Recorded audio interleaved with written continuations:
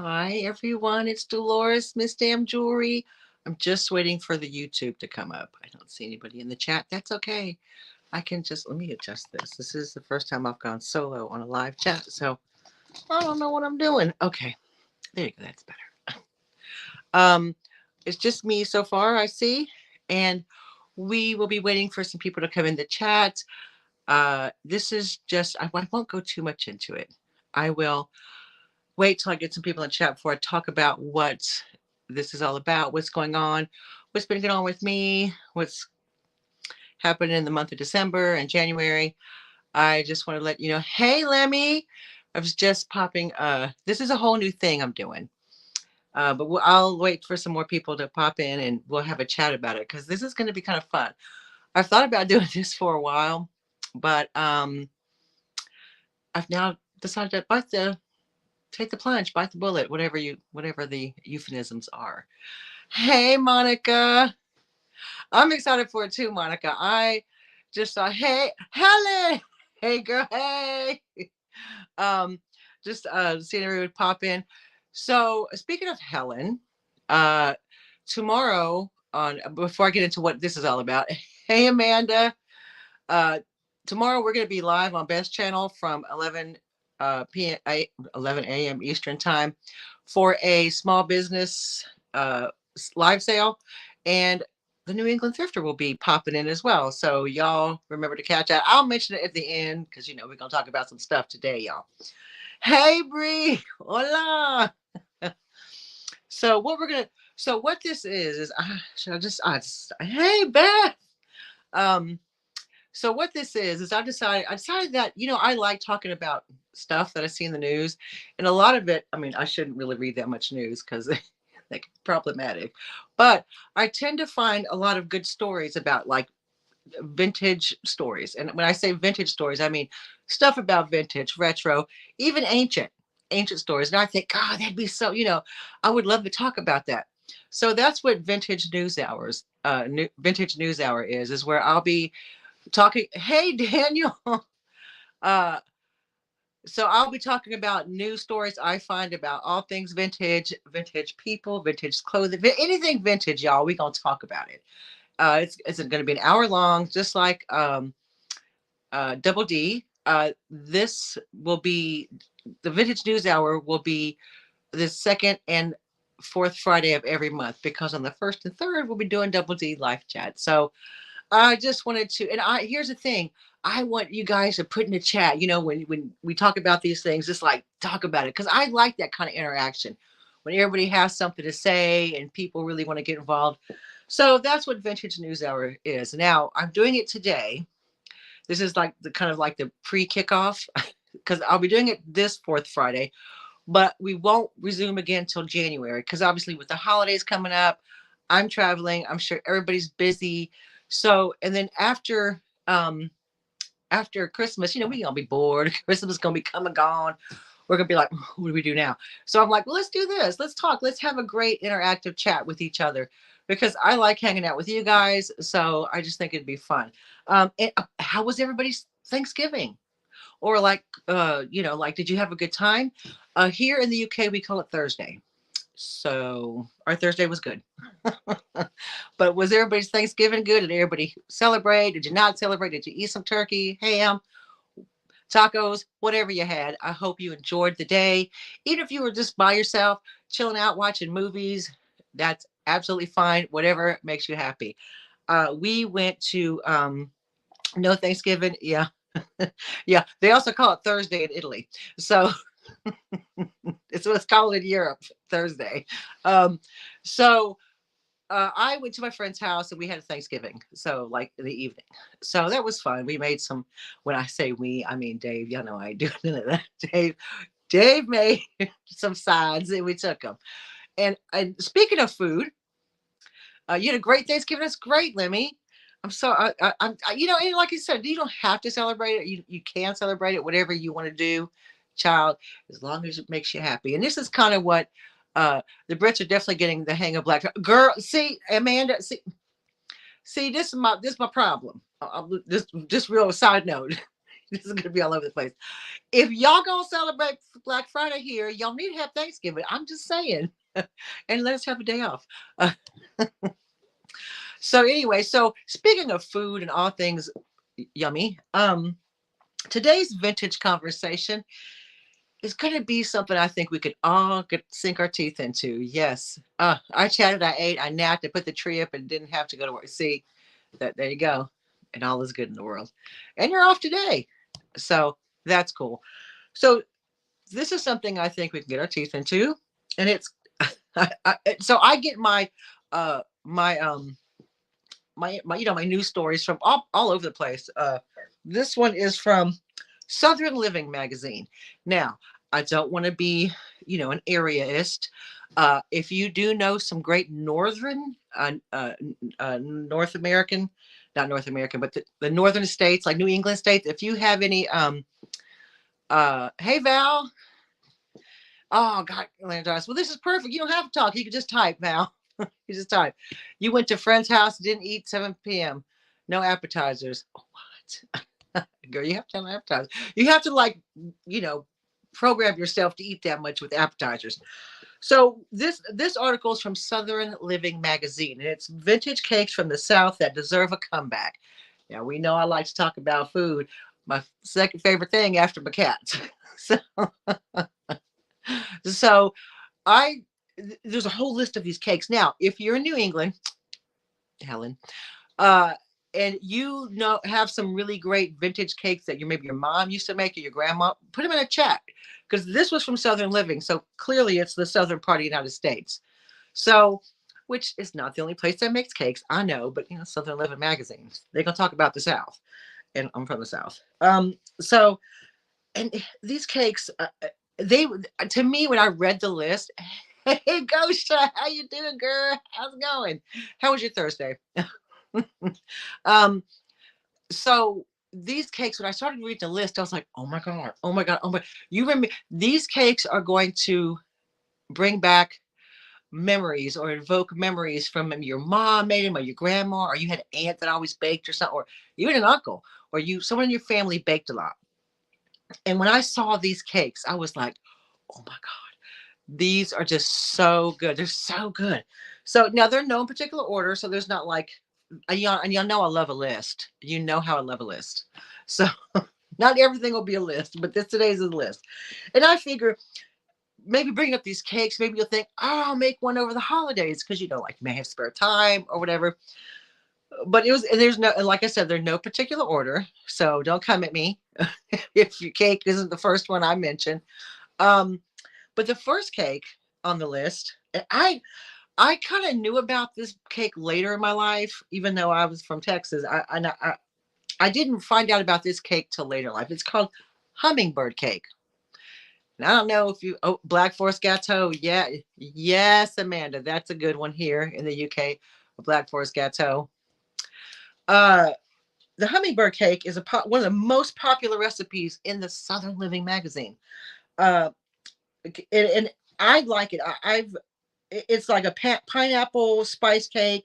It actually originated in Jamaica, and I like that. I like the history of a cake, or history. I love the history of the cake. It's a popular dessert in the United States since the 1970s. I mean, I grew up in a Hispanic household. We weren't really eating that type of stuff. We were eating, sweetbread and all that. Pan dulce. We weren't eating hummingbird cake. And if we got a birthday cake, it was a sheet cake from the Kroger. Okay. So, but hummingbird cake, it's from, originated from Jamaica and popular in the, United States since the 1970s. It's just, and it's got like a cream cheese frosting. Oh, delicious. I've had the hummingbird cupcakes, and they were delicious. Absolutely delicious. So that's the one. And these tamales, yes, I had those too. See, that's the things I had growing up. I didn't really have all these. Like when I say Southern living, we weren't really living Southern. We were living a whole different existence in my household.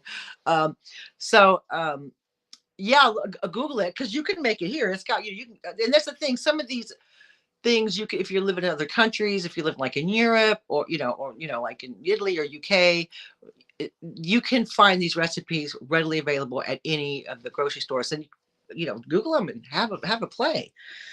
The next one, which, okay, I'm going to be honest, y'all, not a fan of a citrus cake. I'm not. It's wrong. I don't like chocolate and orange. I don't like chocolate and lemon. Here, chocolate and orange is a big deal. Terry's chocolate orange. I'm not a fan of it, but when I saw the picture of this cake, it may have changed my mind. It is called the lemon and chocolate Dauberge cake, and this is a New Orleans original. So this is obviously originated in New Orleans. It's a special occasion cake. It's a 6 to 9 layer vanilla sponge cake sandwiched between custard or creamy filling. You had me a creamy filling. And this particular half and half version. So half of it's chocolate and half of it's vanilla, lemon. I'll just take the chocolate half, please. Thank you. I don't think I'm gonna try the lemon bit, but and like when you look through old cookbooks, okay, I have some recipe cards which are quite gross. I mean, because the foods in the 70s and the 60s were a little bit questionable. But when you see the pictures of the cakes and the desserts, oh, so good. I'm testing out my oven as we speak. If it works, I'll make a wacky. Yes, your wacky cake, Daniel, has made the list, and it is on this list here. So the lemon and chocolate Dauberge cake. Now, if you guys have a cake that you want to pop in the chat, feel free. Just feel free to put it in there, because we can talk about the cakes you like if they're not on the list. I'm not a fan of Tara's chocolate orange either, but I was desperate the other day. Had a scone with TCO. Oh, okay. Oh, okay. I'll have to tell Dave about the scone and the TCO. But I do like. I don't like chocolate orange. Never have. Not a fan. I don't know why. And I believe there's some kind of, oh God, some kind of dessert my one of my aunts used to make, and chocolate and orange in it. So the next one is blackberry jam cake. Now I do like a blackberry, and I do like jam. So let's get into it. It apparently is from Kentucky. I love that these like bits of history in food. You can't beat it. It's so good. Kentuckians like to say that the jam cake belongs to their state just as much as the Derby or bourbon.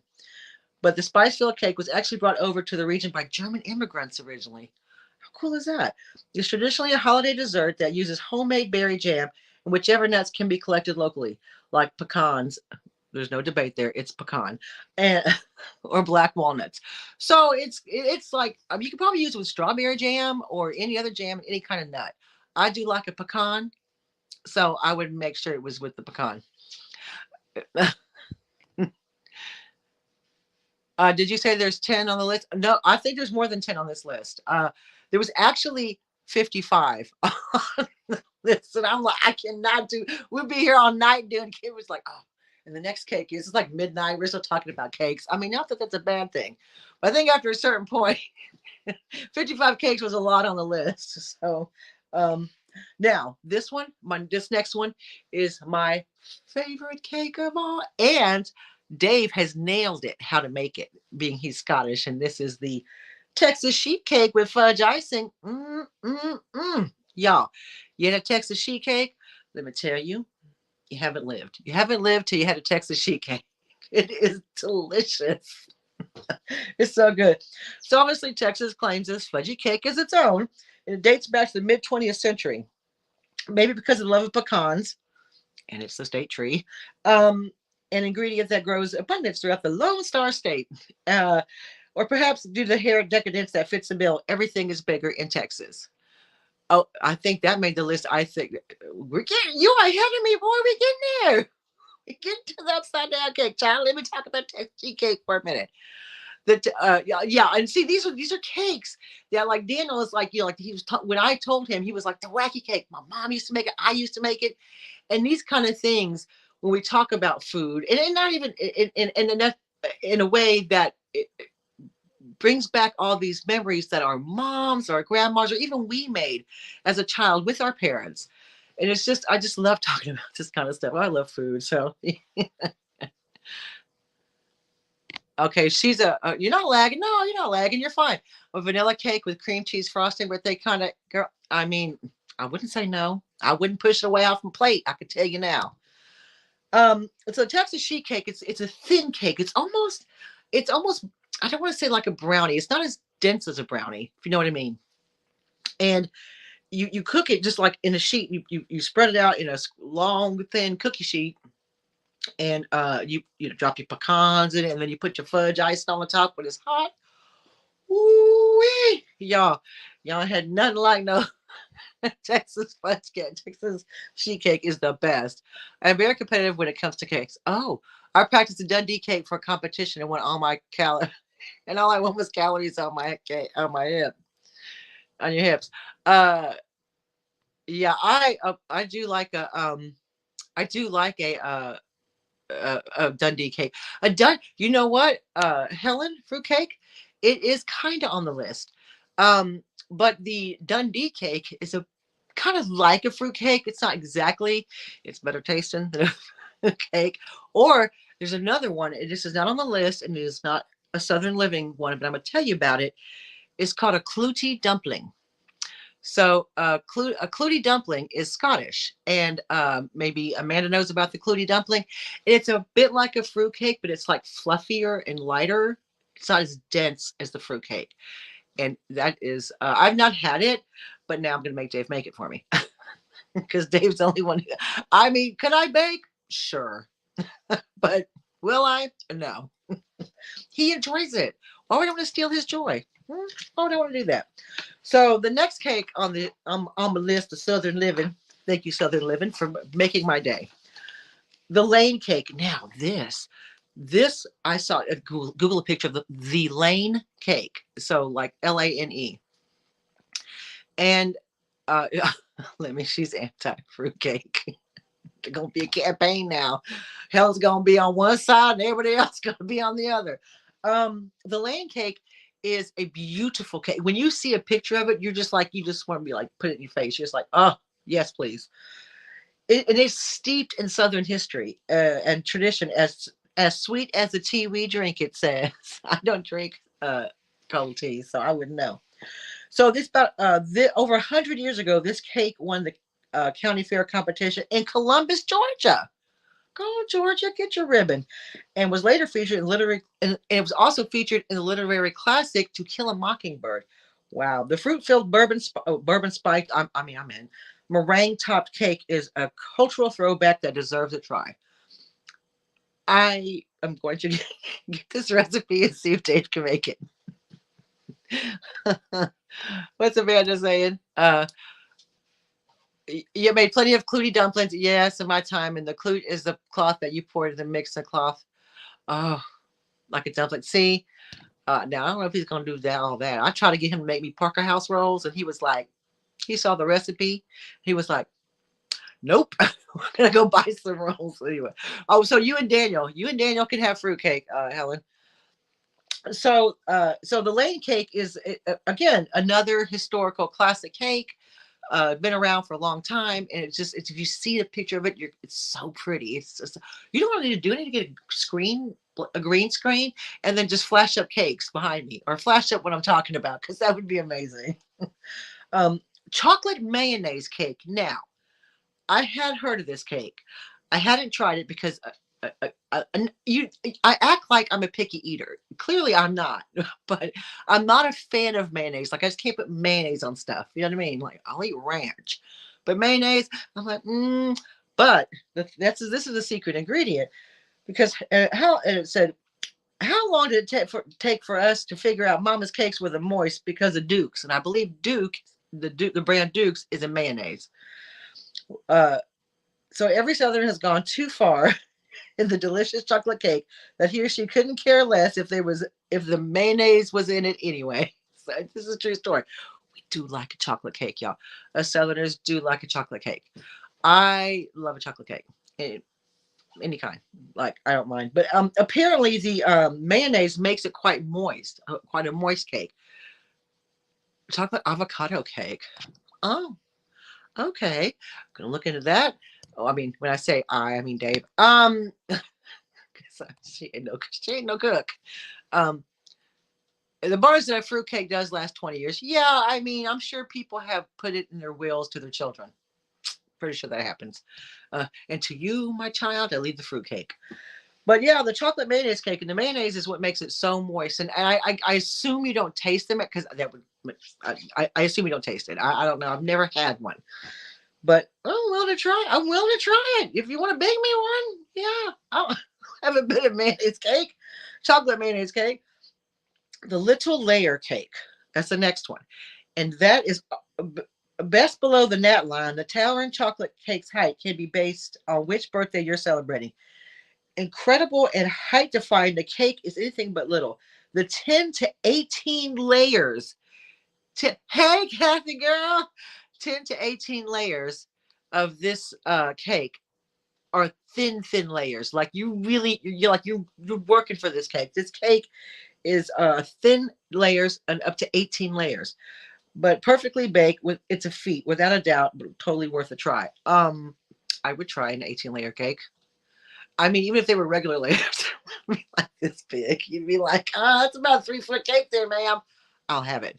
So yeah, the little layer chocolate cake is sounds really good, y'all. Now the next one I absolutely love. And there's some not controversy. I mean, it sounds like I'm about to say something really bad.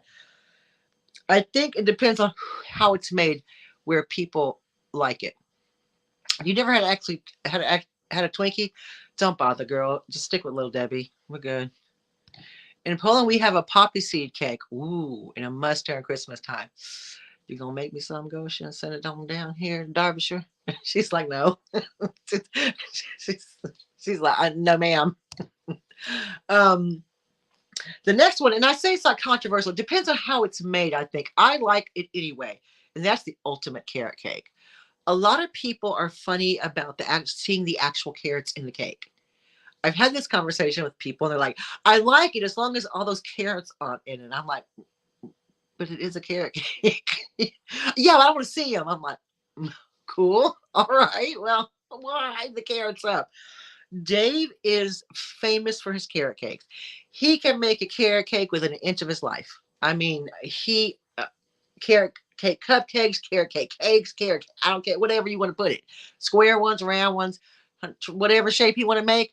I will have it, and it's delicious. And I'm gonna tell y'all a secret. So when Dave makes the cake, he will use. You know how you use like water sometimes in your cake. He'll use 7 Up, or what we call here in the UK lemonade. It's basically Sprite or 7 Up.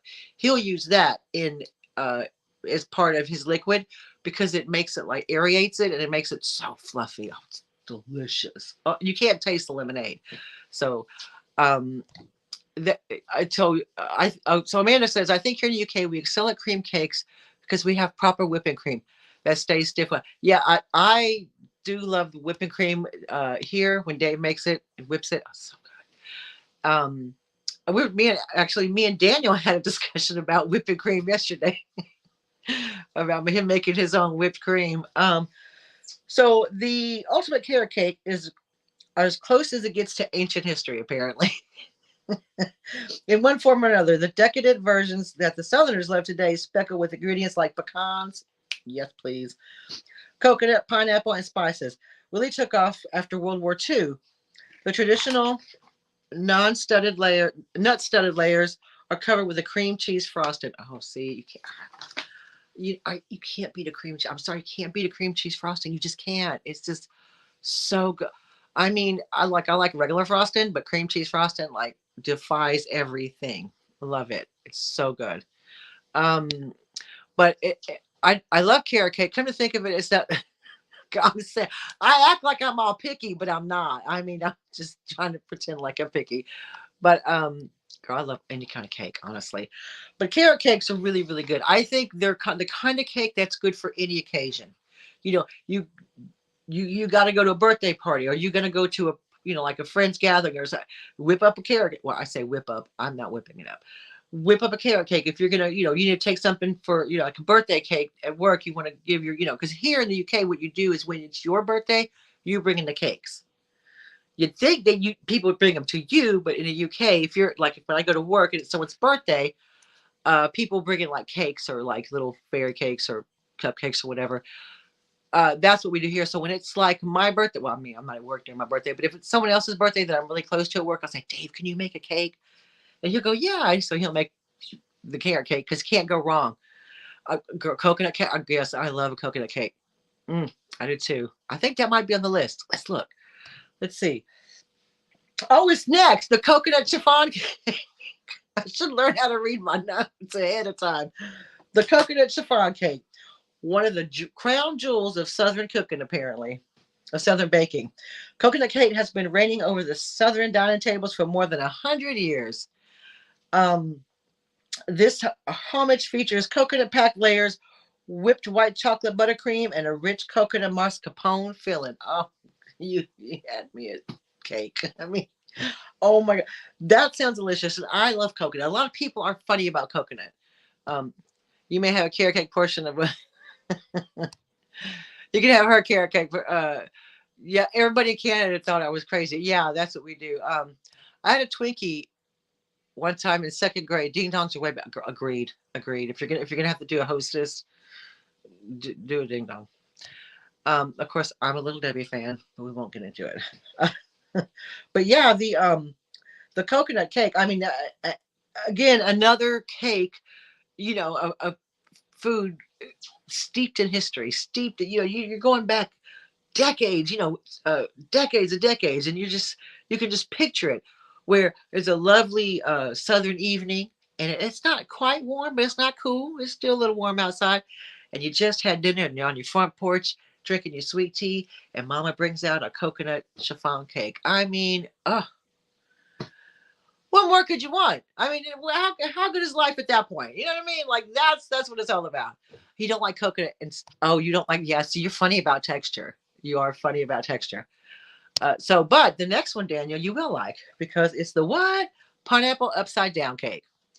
So someone once thought butter, brown sugar, and pineapple should cook together at the bottom of a cast iron skillet to make a deliciously gooey topping for the cake when flipped over. That someone deserves an award. Thank you. Thank you for your service, for making a pineapple upside down cake. I appreciate it. Delicious, delicious. Another, you can see yourself sitting at like the kitchen table, at your grandma's, your great aunts, and there's a beautiful tablecloth there, embroidered, and the table's maybe a little bit rickety, but that doesn't matter because she sets down the pineapple upside down cake, and all is well with the world. You know what I mean? Hey, Kelly, girl, we're talking about cakes, macaroons. It depends on who makes the macaroon. Again, I'm not a fussy eater, but I think it depends on who makes it, and like what's it like. I think it depends on how well the macaroon is made. Oh, the chair's in the middle of the ring. I mean, that's the best part. That's what you start with. You start that and you work your way out. See, that's how I do it. So I would start in the middle of the pineapple ring and then work my way out because I wanted the cherry first.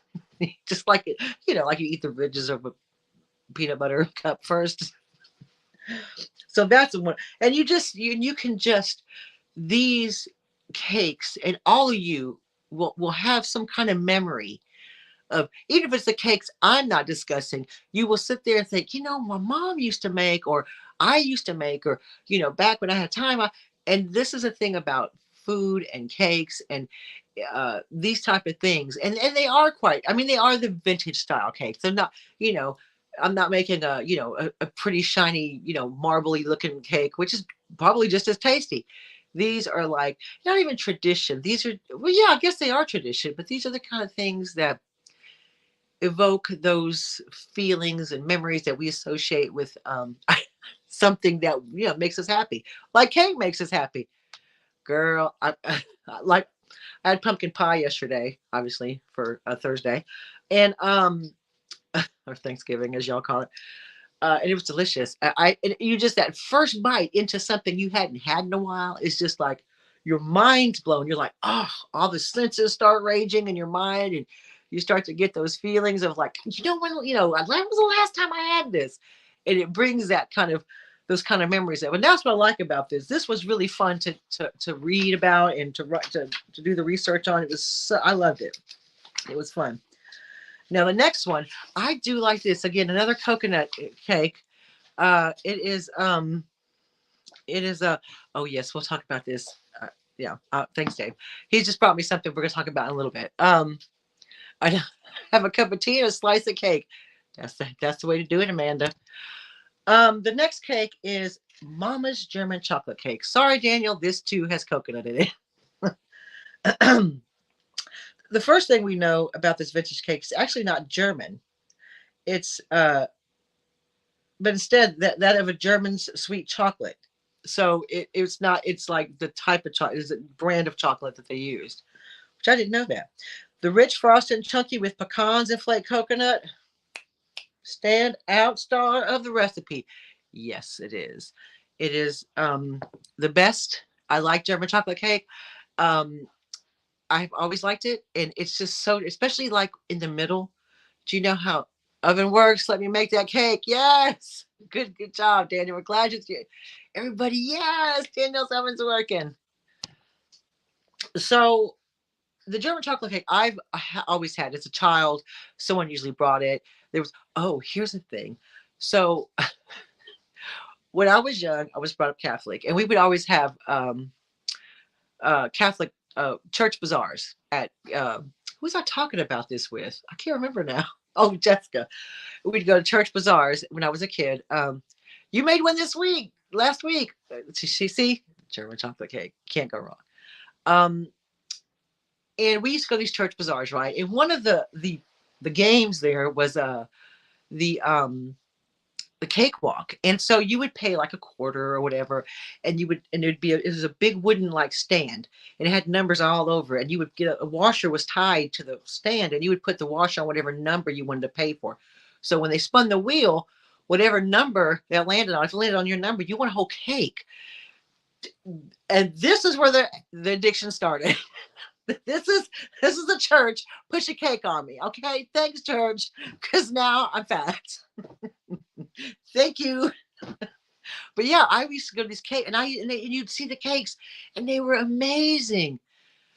And they're just and they were all homemade. You know, the women who would donate these cakes to the church, and they were the different kind of cakes you could win. And my mom would be like, "What are you doing with the whole cake?" I was like, "Get a little spoon and eat it." You got to share that with your brothers. I guess. You know what I mean? Like, why are you going to win whole cakes? I said, because Papa gave me a quarter. That's why. So, do not Google wacky cake. Nothing to do with cake came up. Oh, yeah. It's also called depression cake, Amanda, if you want to Google it that way. Yeah, cake walks. It was so fun. And we used to always do that every time they had a church bazaar. So, again, cakes have a lot of happy memories for me, especially when you can get one for a quarter back in the 70s. The next one, hey, Jeannie. Sorry, y'all. The next one is the Mississippi mud cake. Now, I have had this, and this is delicious. It's so the description says decadence was the name of the game in the 80s, as noted by the surge of dessert recipes with the name mud in them. Mississippi's cake might be the richest, darkest, and most decadent cake there is. And there's marshmallows in it too. So it's almost like a Rocky Road type cake. If you've never had a Mississippi mud pie, but it's not like a Rocky. It's like kind of like a Rocky Road, but better. Do you know what I mean? It's moist, it's cake-like, and you got that chocolate and marshmallows, and you just I can die now. I've just the cake with chocolate and marshmallows in it. Take me.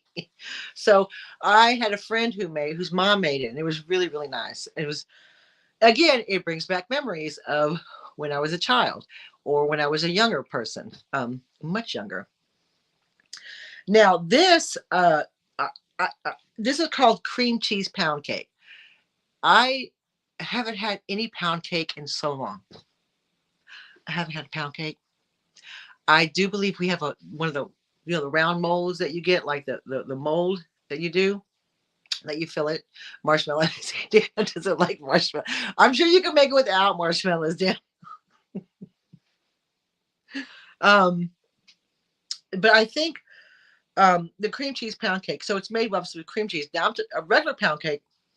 It was a loaf pan. Now I'm thinking that's the next one.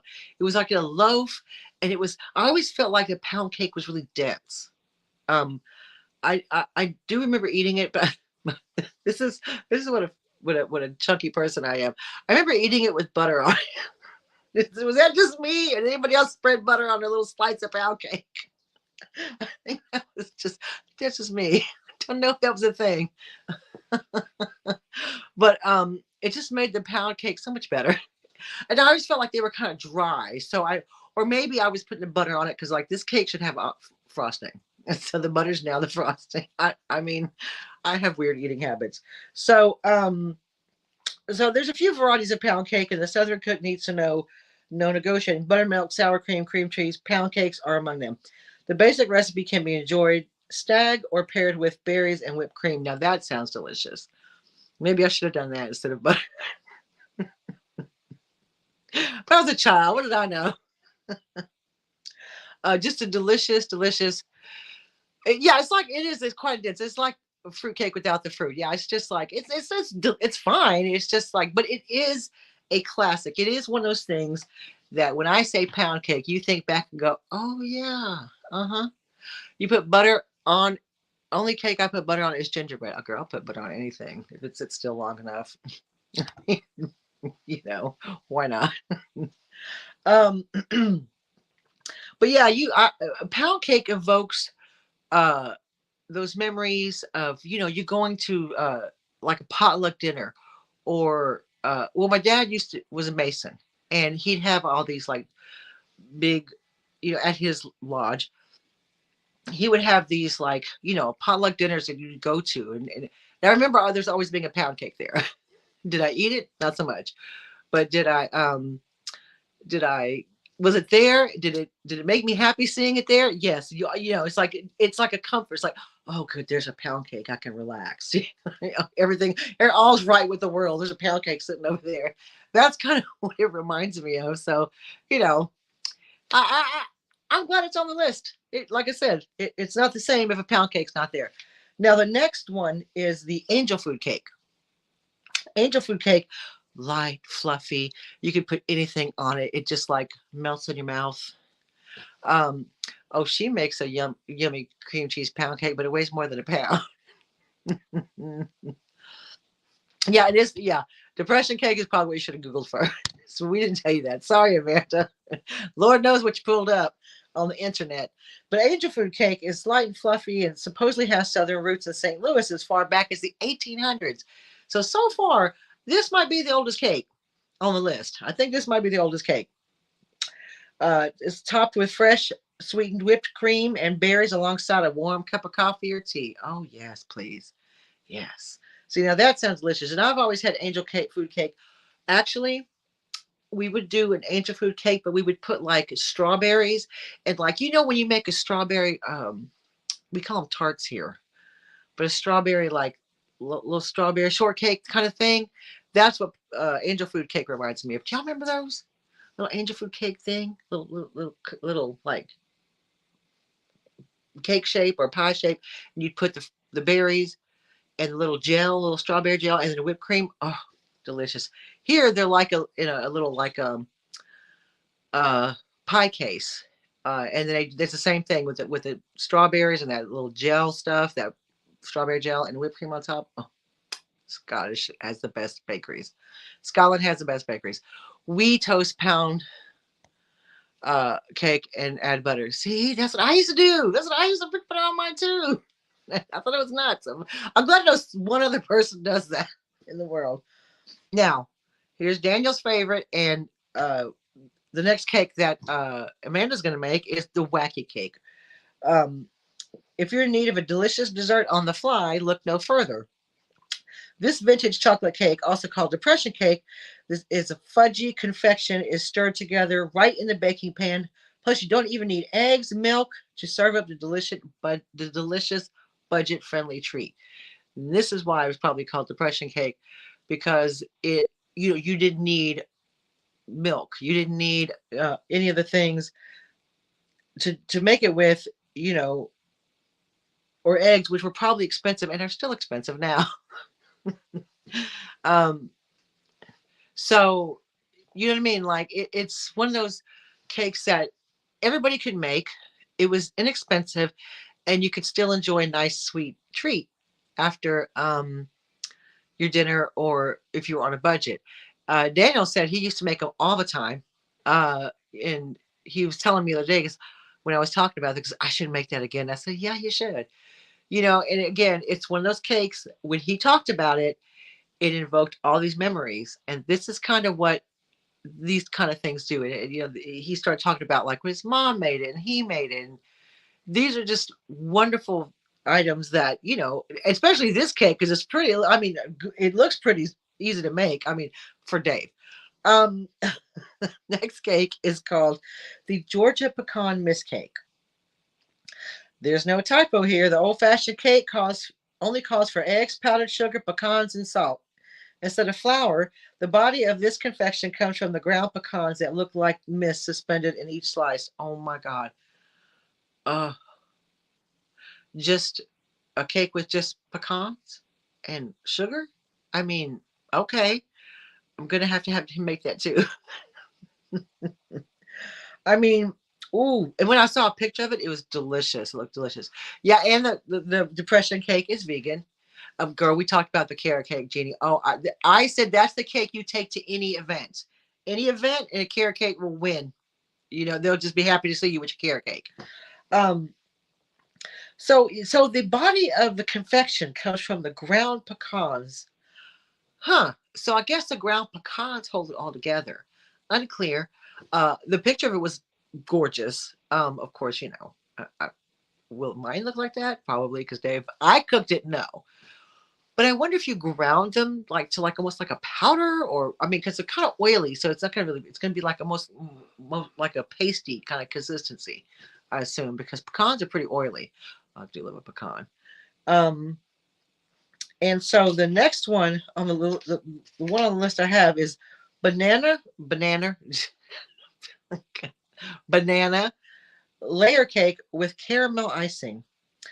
The cake comes from Southern Living reader Mary Vale Grubb, and it was one of the early recipes she learned to bake with her mom, who trained as a dietitian and home economist and pursued a career as a director of school for food service for Vale Grubb School District. Quite an accomplishment in the 1960s for a woman.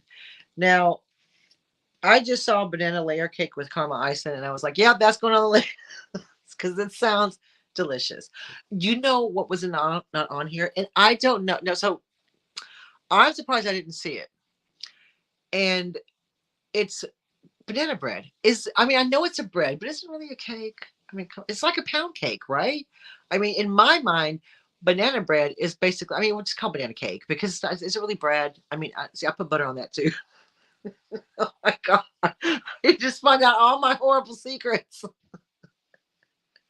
Get a slice when Dave gets out of the oven. I slice it when it's warm, and just a thin slice. I put a little bit of butter on it. Oh my God! But I feel like I know it's bread, but isn't it really more of a cake? Because it's kind of like the consistency of a pound cake. I feel like. Am I wrong? Am I wrong in thinking that? I think it should be under the cake family. Now here's one that Dave brought to me, and this is what I'm gonna. The Bakewell tart. Um, I'll be honest, not a fan. Not a lot of people love Bakewell tart, made in Bakewell, which is in the Peak District. It is an English classic shortcut pastry of layers of jam, uh, frangipane, chopped almonds, and icing. It dates back to the 19th century when a woman named Mrs. Greaves, who was the landlady of the White Horse Inn in Derbyshire, created the Bakewell pudding. So, yeah, see zucchini rubber butter. I'd eat that. Yeah, thank you. So the Bakewell tart is very classic here in the UK. It almost looks like a pie shape. It's got this like weird fondant icing on top with a little cherry, and the middle is like almondy. I'm not a fan, but people love it here, and it's very, very famous here. Uh, very, very famous here. And you can bake little ones, big ones, tiny ones. Again, like the Dundee cake is very famous in Scotland. The Bakewell tart is very popular in this area. It's like a treacle tart. Same thing. It's just made with treacle. which is like syrup, I think. Treacle's like a real sticky syrup. Now, speaking of cakes, when we went back to Texas, and hey, Christine, how you doing? Just talking about cake, girl. I got my package. Thanks. I haven't opened it yet though, because I've been like work and eating, and because it was Thursday, and getting ready. They have an almond. I bet you it. I bet you, Brie. I bet you it's a bit like the bagel tart. I just have a feeling it's because it's things aren't that I mean, although there's variations between here and then Sweden or wherever IKEA is from. Is it Swedish? Yeah, a lot of the stuff are very similar. So I bet you it's a bit like the bagel tart. Um, but we were in Texas in February. We went to the Walmart. This is a cake store. Hold your horses. And Dave likes to go to we go to the grocery section, and we go to the cake mixes and stuff, because he'll buy a cake mix and make a cake mix. He ain't too proud, but he'll also, like I said, instead of water or whatever, he'll use 7 Up, or Sprite, which is like basically what we call lemonade here. Our lemonade here is basically a Sprite. It's carbonated lemony drink. So he'll use that in lieu of like the water part, and it makes the cake fluffier. And he'll so we went to this section of the grocery store of Walmart. It was all cake mixes, all these cake mixes, and he was just like, man, because we don't have that big of a variety here. Now we do have Betty Crocker here. And we get the Betty Crocker cake mixes and stuff, which are absolutely fine to make. I mean, a classic white cake with a chocolate icing. I mean, Betty Crocker, you can't go wrong. I mean, everybody's gonna love it, unless you just don't like chocolate, then that's an issue. But if you like chocolate, a regular, white cake or angel food cake, or like a white cake with chocolate icing, you're gonna win. Well, anyway, so he's looking at all of these all these boxes, and he goes straight in and picks up Dolly Parton. Yeah, Dolly cake. That's what he picked up. He picked up almost every Dolly Parton cake. I was like, you know how heavy those are? We gotta put that in our suitcase. Because they're not light, but you start adding like 5 or 6 boxes of cake mix in your suitcase, it's a little heavy. But he said, Dolly Parton. Oh no. he got the brownie, he got the turtle, he got this cake, the strawberry cake, this cake, that. I was like, Jesus, settle down, man. You act like you never seen a cake mix before. Miss Dolly Parton. Said, all right. And he'll stand there for ages just looking at the cake mixes, like, oh, look at that one. Oh, look at that one. Oh, I can make that. You know what I mean?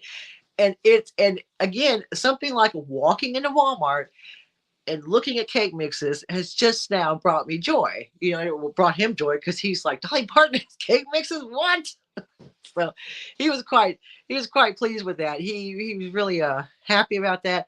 And that's the thing. If you want to make a cake from scratch, I mean, which he does, he makes his scones from scratch. He makes fruit scones, cherry scones.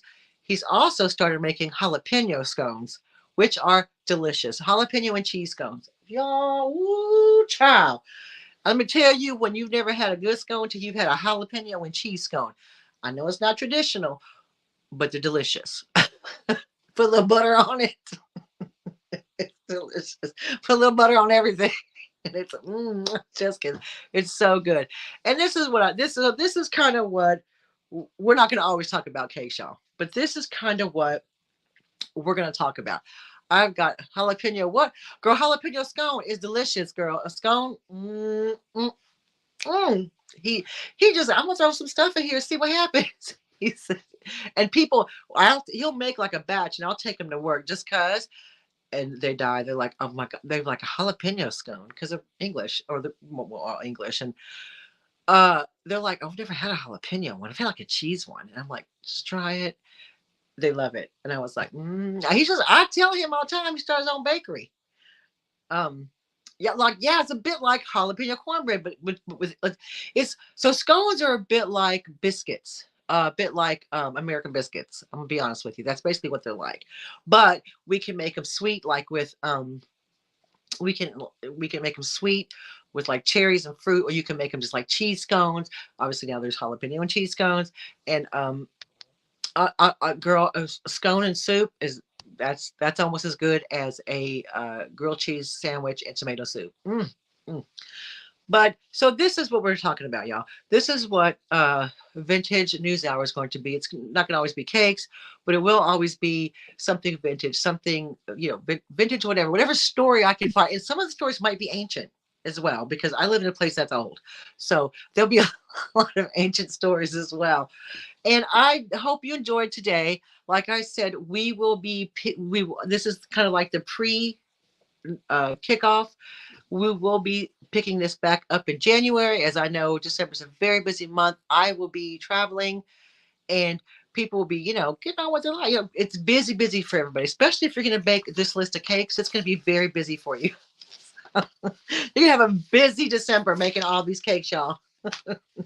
So basically, we're going to start doing this every second and fourth Friday of the month, because the first and third Friday are Double D Live Chat.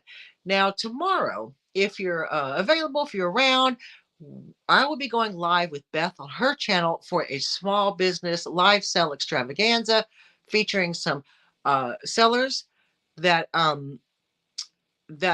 will, resellers that we all know and love. There's going to be I know the people. Hang on, there's gonna be a lot of people. Oh, thank you, Daniel. Thank you. She tries. His head died not long ago. And so tomorrow on Saturday, we're going to, it starts 11 I keep saying 11 p.m. Like anybody's going to be up at 11 p.m. Eastern time. I'm certainly not. 11 a.m. Eastern time, it kicks off. And that's